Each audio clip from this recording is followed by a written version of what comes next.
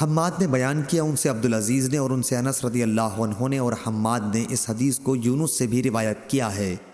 ان سے ثابت نے اور ان سے انس رضی اللہ عنہ نے بیان کیا کہ رسول اللہ صلی اللہ علیہ وسلم کے زمانے میں 1 سال قحط پڑا۔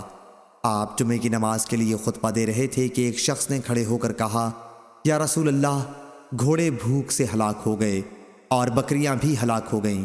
آپ اللہ تعالیٰ سے دعا کیجئے کہ وہ ہم پر پانی برسائے۔ حضرت صلی اللہ علیہ وسلم نے اپنے ہاتھ اٹھائے اور دعا کی۔ حضرت انس رضی اللہ عنہ نے بیان کیا کہ اس وقت آسمان شیشے کی طرح بالکل صاف تھا۔ اتنے میں ہوا چلی، اس نے ابر کو اٹھایا، پھر اس ابر کے بہت سے ٹکڑے جمع ہو گئے اور آسمان نے گویا اپنے دہانے کھول دیے۔ جب ہم مسجد سے نکلے تو گھر پہنچتے پہنچتے پانی میں ڈوب چکے تھے۔ بارش یوں ہی دوسرے جمعے تک برابر ہوتی رہی۔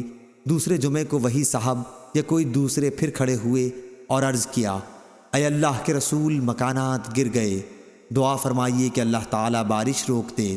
حضرت صلی اللہ علیہ وسلم مسکرائے اور فرمایا، اے اللہ، اب ہمارے چاروں طرف بارش برسا، جہاں اس کی ضرورت ہو، ہم پر نہ برسا۔